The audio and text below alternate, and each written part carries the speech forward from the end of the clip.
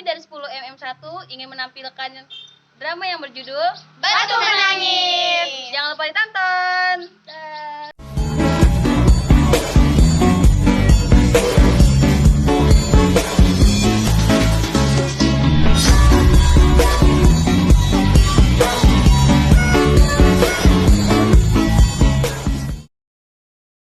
Halo, nama saya Farah, saya sebagai ibu Darmi. Halo, perkenalkan nama saya Devina Azahra, saya berperan sebagai Darmi. Halo, saya Anggia sebagai si pemuda 1. Halo, saya Selvi Amanda sebagai pemuda 2. Halo, saya Mehri jadi pemudi 1.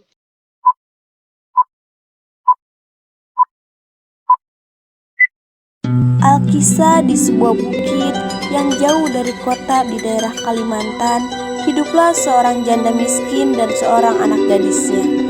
Anak gadis janda itu bernama Darmi. Rupanya sangat cantik jelita, namun sayang dia punya perilaku yang sangat buruk. Gadis itu amat pemalas, tak pernah membantu ibunya melakukan pekerjaan-pekerjaan rumah. Kerjaannya hanya berselok setiap hari. Segala permintaannya harus dituruti.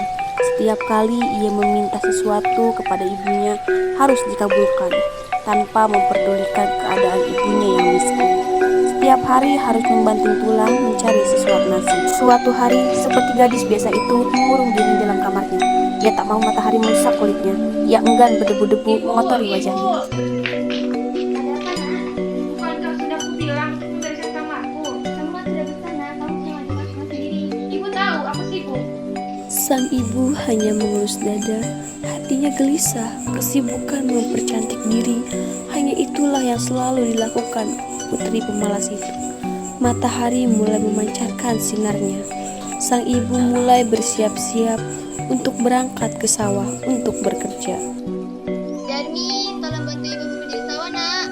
Tidak, Bu. Nanti kalau kuku dan kulit saya rusak bagaimana? Kamu tidak kasihan pada ibu, nak. Saya lagi dandan, Bu. Akhirnya sang ibu pergi ke sawah sendirian. Setelah ibu pulang dari sawah, Darmi langsung menghampirinya. Nak, ibu pulang. Rupanya mana? Nah, ini dia. Jangan, nak, uangnya untuk membeli beras. Bedak saya habis, Bu. Harus beli yang baru. Saya juga ada cuma sebentar, dia tidak mau bekerja. Meski marah, sang ibu tetap memberikan uang itu kepada Darmi. Keesokan harinya, ketika ibu pulang dari bekerja, si Darmi meminta lagi uang upah yang diperoleh ibunya untuk membeli alat kecantikannya yang lain. Keadaan itu pun terjadi setiap hari.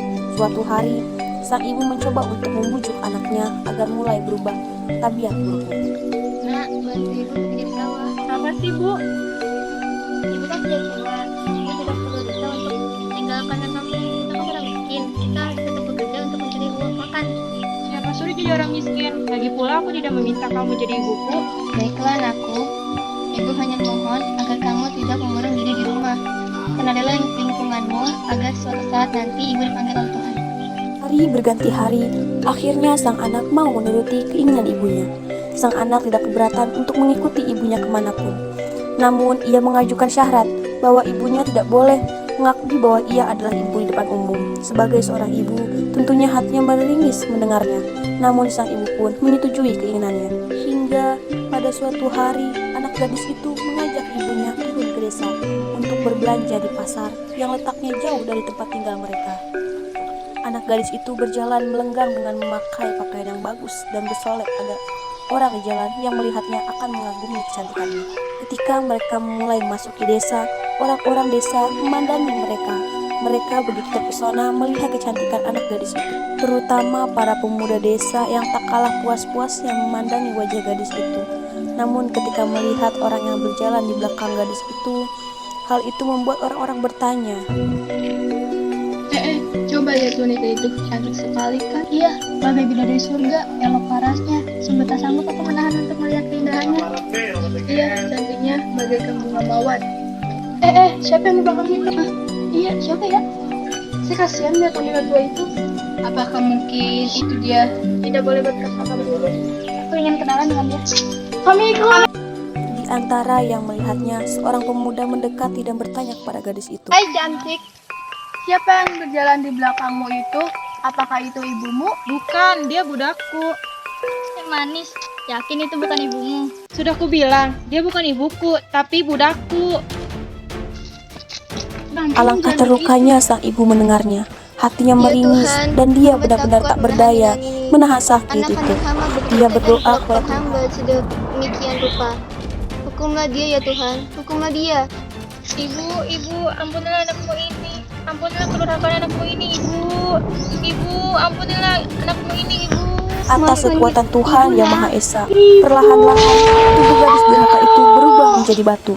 Perubahan itu dimulai dari kaki. Ketika perubahan itu sudah mencapai setengah badan, anak gadis itu menangis memohon ampun kepada ibunya. Anak gadis itu terus menatap dan menangis, memohon kepada ibunya. Akan tetapi, semuanya telah terlambat. Seluruh tubuh gadis itu akhirnya berubah menjadi batu.